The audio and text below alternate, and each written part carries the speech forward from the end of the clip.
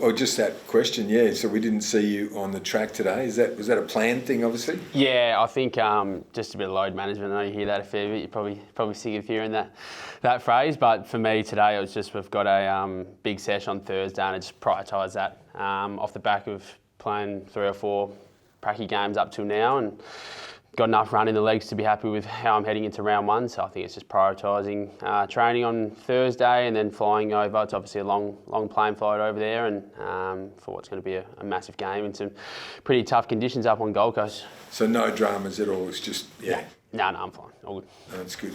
And what are you thinking about? Did you watch the Suns? And what do you think? Yeah, mate, they look pretty. They looked hot. Yeah, mate, they caught Geelong pretty quick, and mate, they just look damaging. They look like they played the conditions really well. Obviously, they've got some newly added star power up there, and match that with sort of some academy players that have come through, and a couple of guys they've got in their midfield.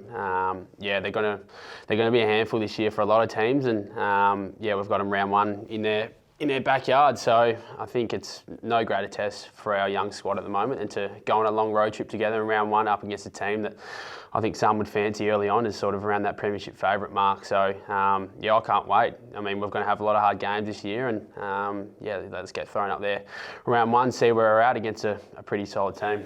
So does that fire you up? Because I think there's no betting on it.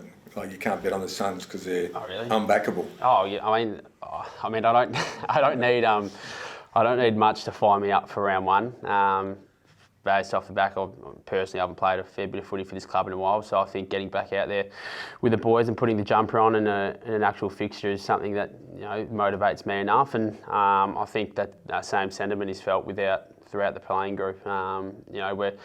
We're young, and we've got nothing to lose heading up there. So we're going to go up there, try to play our way, and we're not disillusioned to the fact that they're a pretty star-studded side, and they're big, they're physical, they run hard, and they play those conditions really well. So we're going to have to be on our game, and I can't wait to see how we go.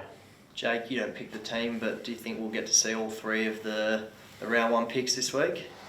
I'd say so, off the back of the fact that they've played every game so far, and I think they've performed pretty well. But yeah, I think Minnie's got to pick the team. Whenever he does that, I'm not too sure. But yeah, those boys will be around the mark, and whether they play or not round 1, we'll be seeing them pretty soon. And yeah, I've been absolutely wrapped with the way they've gone about things throughout the pre-season. Very mature heads on young bodies, and yeah, it's just what they're going to be able to do for our club over a long period of time. It's going to be special. No, you go. I was just going to ask about a mentor yours, Josh Kennedy. Spent a bit of time with him. Are you happy to see him get honoured this week? Yeah, I did say that. Saw him yesterday.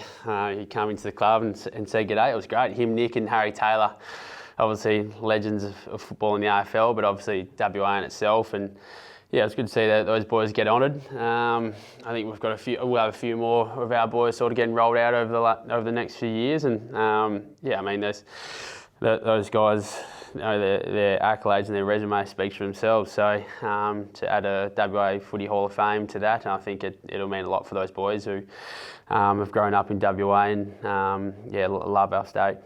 Looks like you'll get a few back, eh? So Duggo looks like he'll train well, Ruben as well. But no Starcevic still, which is a bit of a blow. How do you assess how you're setting up with the guys that have come to the club and have been injured? Yeah, I mean, Starce hasn't had a great run since he's come over.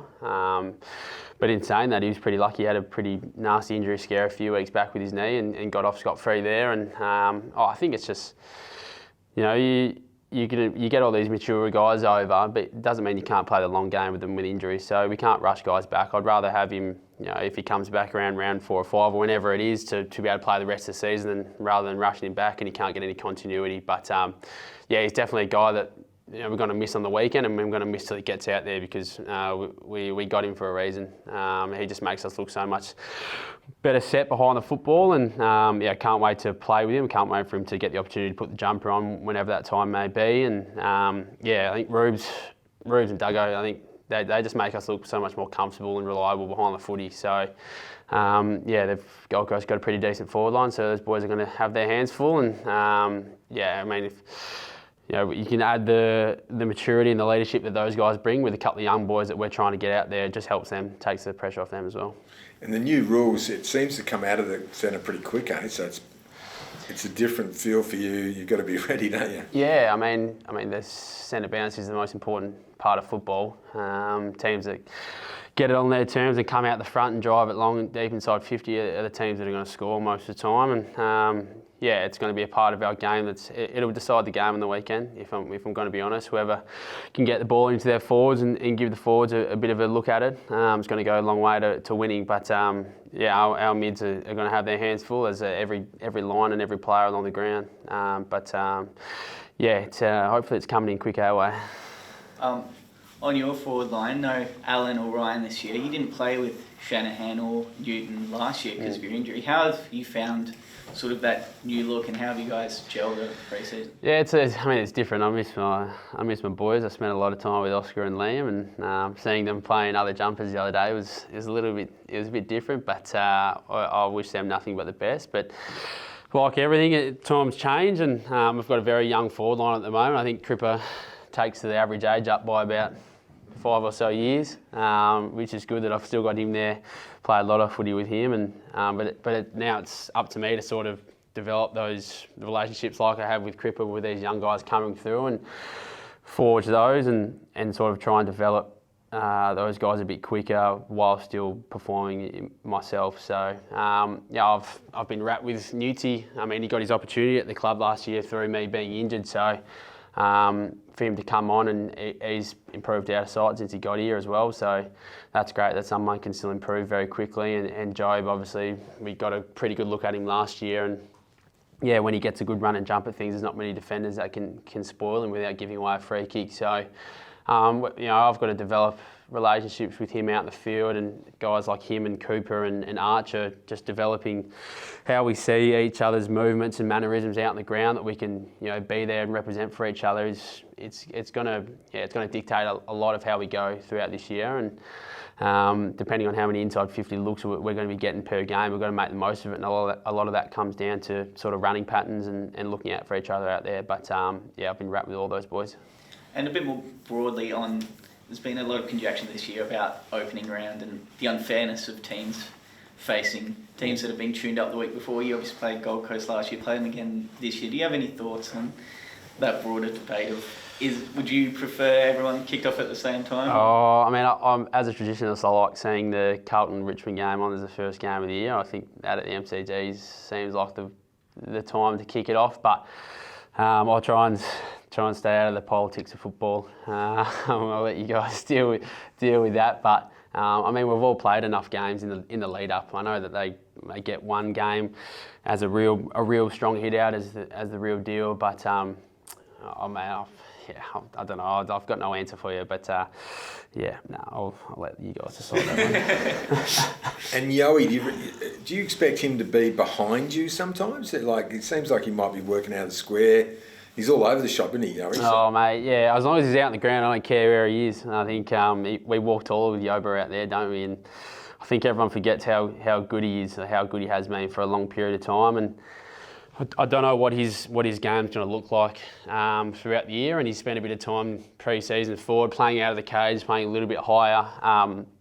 To answer your question, I think it'll rotate a fair bit. When he's not inside and he's not on the bench, he might spend a bit of time forward. And due to sort of how he's feeling, he might spend a bit of time deeper, and he might spend a bit of time up the ground and try and get up to stoppage a little bit, as that forward usually does in the modern game, to try and help out inside. But I've loved his gradual build over the pre-season. He's very mature about it.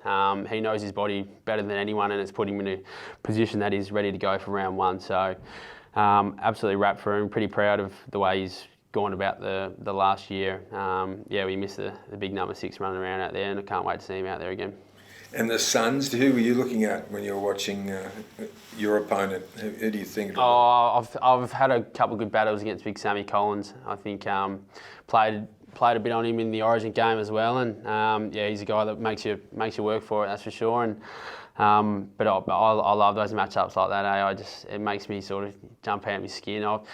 Even if as a forward in this league, or a key sort of forward, you're going to have days where you're on and you get a bit of a lick, and you're going to have some days where it's just not going for you. But as long as you keep fighting for your team and doing the things that make you a good player, then at the end of the day, at least you can shake hands with each other and go, right, hopefully you can respect you with how you went about it. And I think if you base your footy on that, then you're going to be a winner at the end of the day. But yeah, he's a star. He played really good. I think he got a few coaches' votes, so he's pretty important in their win. And then guys like Mac Andrew as well. He nearly took Mark of the Year in the first game.